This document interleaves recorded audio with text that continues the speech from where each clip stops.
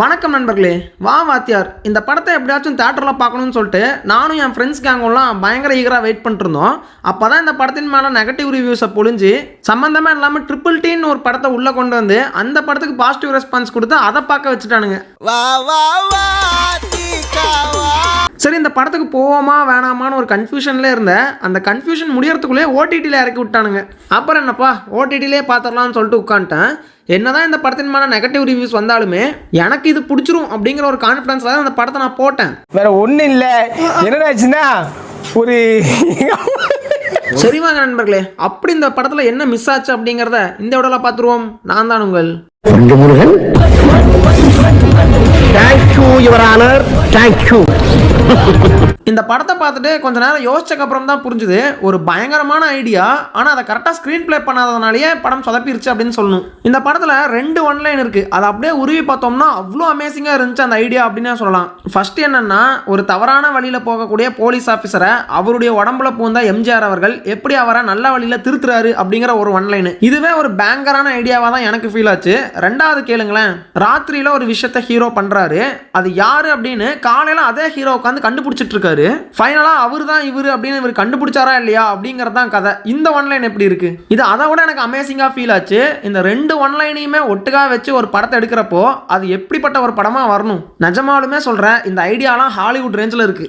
அப்போ இவ்வளோ சூப்பரான ஐடியாவாக இருந்துச்சுன்னா படம் கண்டிப்பாக ஹிட்டு தானே ஆயிருக்கணும். ஏன் நொட்டிட்டு போச்சு அப்படின்னு சொல்லி கேட்டீங்க அப்படின்னா இங்கே தான் ஒரு மிஸ்டேக் நடந்திருக்கு. அது என்ன அப்படின்னா, ப்ராப்பரான லாஜிக்கலான ஒரு ஜஸ்டிஃபிகேஷன் இந்த படத்தில் கொடுக்கவே இல்லை அப்படிங்கிறது உண்மை. இது எந்த மாதிரியான ஒரு படம் அப்படின்னே புரிஞ்சிக்க முடியல. ஒரு பேய் படம் மாதிரியும் ஃபீல் ஆகலை.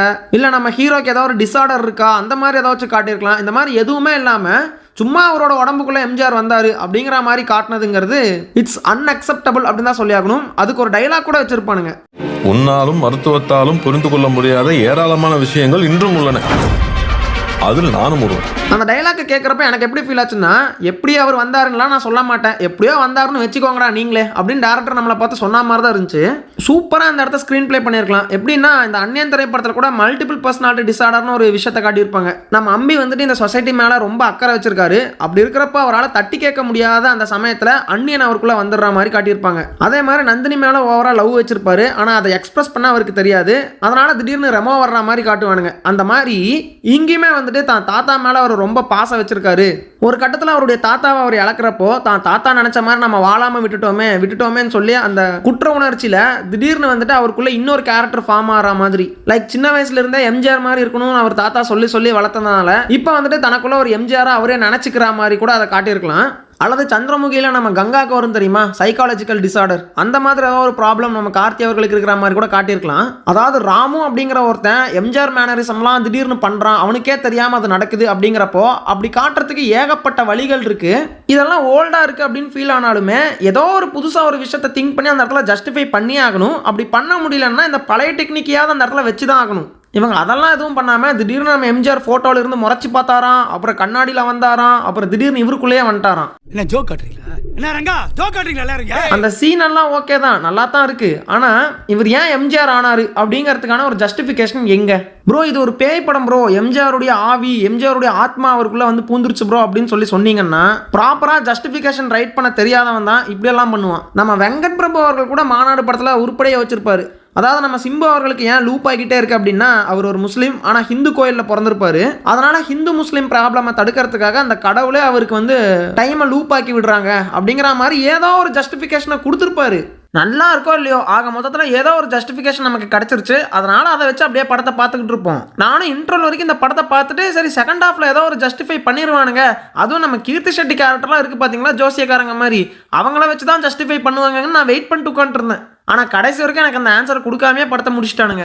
இந்த ஸ்கிரிப்டெலாம் நம்ம ஏஆர் முருகதாஸ் அவர்கள்கிட்ட கிடச்சிருந்துச்சுன்னா மனசை கண்ணா பின்னான்னு யோசிச்சு ஏதோ ஒரு ஜஸ்டிஃபிகேஷனை வச்சிருப்பாரு. ஆனால் அதை ஏன் நம்ம நடன் குமாரசாமி அவர்கள் பண்ணலை அப்படின்னு தாங்க எனக்கு புரிய மாட்டேங்குது. இதுக்கு இவங்க கம்பெனி இதை ஒரு அக்மார்க் பேய் படமாகவே எடுத்துருக்கலாம், ஒரு தரமான ஹாரர் ஃபிலிமாகவே எடுத்துருக்கலாம்.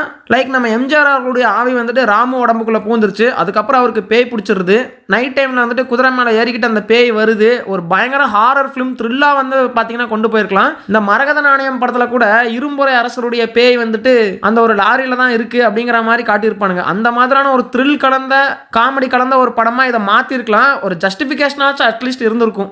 எவ்வளவா பண்ணிருக்கலாங்க. நம்ம கற்பனை கூட பண்ணி பார்க்காத மாதிரியான ஒரு ஸ்கிரிப்ட், அந்த மாதிரியான ஒரு ஐடியா, அது அதை கொண்டு வந்து வேஸ்ட் பண்ணிட்டீங்களா டாடி?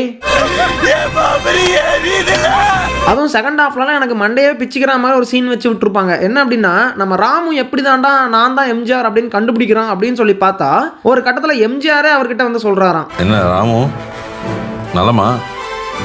வேறொரு சந்தர்ப்பத்தை சந்திக்க வேண்டும் இருந்தேன். போன சீன்ல தான் நம்ம எம்ஜிஆர் என்ன சொல்லியிருப்பாருன்னா, நான் அவனுக்குள் இருப்பது எக்காரணத்தை கொண்டும் ராமுவுக்கு தெரியக்கூடாது. ராமுக்குள்ள நான் இருக்கேங்கிற விஷயம் ராமுக்கு தெரியக்கூடாதுன்னு சொல்லிட்டு அடுத்த சீன்லயே நம்ம எம்ஜிஆர் வந்து ராமு கிட்ட நான் உனக்குள்ள தாண்டா இருக்கேன்னு சொல்லிட்டு இருப்பாரு. இது என்னடா கணக்கு?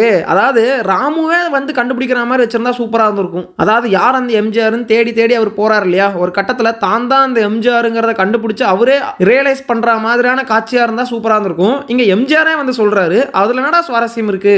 இதெல்லாத்தையுமே தாண்டி நம்ம கீர்த்தி செட்டி அவர்களுடைய கேரக்டர் எதுக்குறா இந்த கேரக்டர்? நான் கூட இந்த ஒரு கேரக்டர் ஜோசியக்காரியா வருவாங்க தெரியுமா, அதெல்லாம் பார்த்துட்டு ஒன்று அங்கே இருக்கக்கூடியவங்களுக்கு இந்த எம்ஜிஆர் எப்படி வந்தார், ஏன் வந்தார், எதுக்கு வந்தாருங்கிறதெல்லாம் எக்ஸ்பிளைன் பண்ணுறதுக்காக ஒரு கேரக்டர் வச்சுருக்காங்க, அதுக்காக யூஸ் பண்ணுவாங்கன்னு நான் நினச்சேன். ஆனால் அப்படி அவங்கள காட்டவே இல்லை வேற ஒரு விஷயத்துக்காக கூட இந்த கேரக்டரை யூஸ் பண்ணியிருக்கலாம். என்ன அப்படின்னா, ஆடியன்ஸோட இடத்துல படத்துக்குள்ளேயே ஒரு கேரக்டரை வச்சிடற மாதிரி. இப்போ உதாரணத்துக்கு கேஜிஎஃப் திரைப்படத்தில் அந்த கதையை கேட்கறதுக்காக ஒரு அம்மா வந்து உட்காந்துருப்பாங்க, அந்த கேரக்டர். அதே மாதிரி சலார் திரைப்படத்தில் நம்ம ஸ்ருதிஹாசன் அவர்கள் அவங்கெல்லாம் ஆடியன்ஸோட இடத்துல இருந்து அந்த படத்தில் உட்காந்து கதை கேட்டுட்டு இருப்பாங்க. அந்த மாதிரியான ஒரு கேரக்டரில் நம்ம கீர்த்தி செட்டி அவர்கள் வந்திருந்தா கூட நமக்கு என்னென்ன கேள்விகள் இருக்கோ அந்த கேள்வியை இந்த கேரக்டரை வச்சு படத்தில் கேட்குற மாதிரியும் அதுக்கு பதில் அவங்க சொல்கிற மாதிரியும் அந்த பதில் ஆடியன்ஸ்க்கு வந்து ரீச் ஆகிற மாதிரி கூட வச்சிருக்கலாம். ஆக்சுவலாக அப்படி ஒரு கேள்வியுமே இந்த படத்தில் கேட்டிருப்பாங்க, நீ உண்மையாகவே எம்ஜிஆர் அவர்களுடைய ஆவியான்னு சொல்லி. நீங்க உண்மையாவே வாத்தியாரோட ஆத்மான்னு நினைச்சேன், ஆனா இல்ல. யார் நீங்க? ஆனால் அந்த இடத்துலயே கரெக்டான ஆன்சர் பண்ணாததுனால இந்த ஒரு கேரக்டர் சுத்தமாகவே தேவையில்லாத ஒரு கேரக்டராக மாறி நிற்குது அப்படின்னு சொல்லி ஆகணும். சத்தியமாகவே எனக்கு புரியல. இவங்க வராங்க, 2-3 வாட்டி கார்த்தி அவர்களுடைய நெஞ்சில் தலையை வச்சு எதையோ ரீட் பண்ணுறேங்கிறாங்க. என்ன ரீட் பண்ணாங்க அப்படிங்கிறதுக்கான கிளியரான எக்ஸ்பிளனேஷனும் இல்லை. அப்புறம் இந்த அம்மாவை கூட்டிகிட்டு போய் காப்பாற்றுங்கன்னு கத்துனா எம்ஜிஆர் வருவார் அப்படின்னு சொல்லி கத்த வைக்கிறாங்க. ஆனால் இந்த அம்மா இல்லை, கிளைமேக்ஸில் எவனோ ஒருத்தன் கத்துவான், அவனை காப்பாற்றுற கூட அந்த இடத்துல எம்ஜிஆர் வருவார்.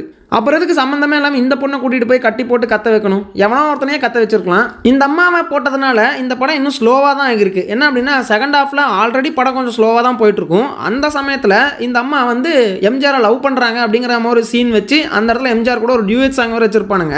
இந்த அம்மா இந்த படத்தில் சுத்தமாக தேவையில்லை. தூக்கியிருந்தாங்கன்னா கூட ஒரு 20 நிமிஷம் இன்னும் ட்ரிம் பண்ணியிருக்கலாம். படம் கிட்டத்தட்ட 1.25 மணி நேரம் தான் ஓடி இருக்கும். அது கூட கொஞ்சம் பெட்டராக இருந்திருக்குமோங்கிற மாதிரி எனக்கு ஃபீல் ஆகுது. எனக்கு தெரிஞ்சு நம்ம ராஜ்கிரண் அவருடைய கேரக்டரும் நம்ம கார்த்தி அவருடைய கேரக்டர் மட்டும்தான் நின்று பேசுற மாதிரி இந்த திரைப்படத்தில் இருந்துச்சே தவிர மற்ற எந்த கேரக்டர்ஸுமே அவ்வளோ இன்ட்ரெஸ்டிங்காக பண்ணவே இல்லை அப்படின்னு தான் சொல்லி ஆகணும். அதுக்கப்புறம் இந்த படத்தில் நம்ம கார்த்தி அவர்களுடைய நடிப்பெல்லாம் சூப்பராக இருக்கு, அவர் பண்ண அந்த எம்ஜிஆர் மேனரிசம்லாம் சூப்பராக இருந்துச்சு அப்படிங்கிற மாதிரி புகழ்ந்துட்டு இருந்தாங்க.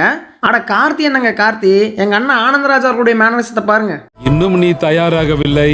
கட்டிய மனைவி தொட்டில் பிள்ளை உறவை கொடுத்தவர் அங்கே, இதுதான் எங்கள் வாழ்க்கை. எனக்கு தெரிஞ்சு கார்த்தி அவர்களோட எம்ஜிஆர் மேனரிசத்தை சூப்பராக பண்ணது நம்ம ஆனந்தராஜ் அவர்கள் தான் இந்த திரைப்படத்தில். என்ன கேட்டிங்கன்னா, எந்த ஒரு ஜஸ்டிஃபிகேஷனும் கொடுக்காம கார்த்தியை எம்ஜிஆர் ஆக்கினதுக்கு பதிலாக கமலை நம்ம ஆனந்தராஜ் அவர்களே எம்ஜிஆர் ஆக்கியிருக்கலாம். அவரே வந்துட்டு நைட்டு குதிரை எடுத்துட்டு எல்லாரையும் தட்டி கேட்கறக்க எம்ஜிஆர் மாதிரி போக அதை நம்ம ராமு கண்டுபிடிச்சாரா இல்லையா, அப்படி கூட ஸ்கிரிப்டை வச்சிருக்கலாம். அதுலயாச்சும் கொஞ்சம் ஜஸ்டிஃபிகேஷனாக இருக்குது. நம்ம ஆனந்தராஜ் அவர்கள் வந்துட்டு எம்ஜிஆருடைய ஃபேனு, அதனால் அவரெல்லாம் பண்ணுறாருன்னு சொல்லிட்டு. ஆனால் இப்போ இதில் சுத்தமாகவே இல்லை அப்படிங்கிறது உண்மை. சரி, ஓகே நண்பர்களே, இந்த படத்தை வந்துட்டு நான் அவ்வளோ இன்ட்ரெஸ்ட்டாக பார்த்தேன். நெகட்டிவ் ரிவ்யூஸ் இருந்தாலுமே எனக்கு நம்பிக்கை இருந்துச்சு. எனக்கு இந்த படம் ஒர்க் அவுட் ஆகுங்கிற ஒரு நோக்கத்தில் உட்காந்து பார்த்தேன். ஆனால் சுத்தமாகவே எனக்கு ஒர்க் அவுட் ஆகலை. அப்புறம் இந்த ஜஸ்டிஃபிகேஷன் இல்லாததுனால மொக்க வாங்கின படம், அப்புறம் என்டர்டைன்மெண்ட் ஃபேக்டர் அதிகமாக இல்லாததுனால மொக்க வாங்கின படம், அதெல்லாம் கூட விடுங்க. டப்பிங் கரெக்டாக பண்ணாததுனால மொக்க வாங்கின படம், இதெல்லாம் வந்துட்டு பார்த்தீங்கன்னா நம்ம ஊரில் மட்டும்தாங்க இருக்கும். அவ்வளோதான் நண்பர்களே, இந்த படம் தோற்றதுக்கான காரணம் ப்ராப்பரான ஸ்க்ரீன் பிளேவும் இல்லாமல் ப்ராப்பரான ஜஸ்டிஃபிகேஷனும் இல்லாமல் எடுத்தது தான் அப்படிங்கிறது தான் என்னுடைய மைண்ட் செட்டாக இருக்குது. இந்த படத்தை பற்றின உங்களுடைய கமெண்ட் என்னங்கிறத மறக்காமல் கமெண்ட்டில் சொல்லுங்கள். உங்களை நான் அடுத்த வீடியோவில் சந்திக்கிறேன்.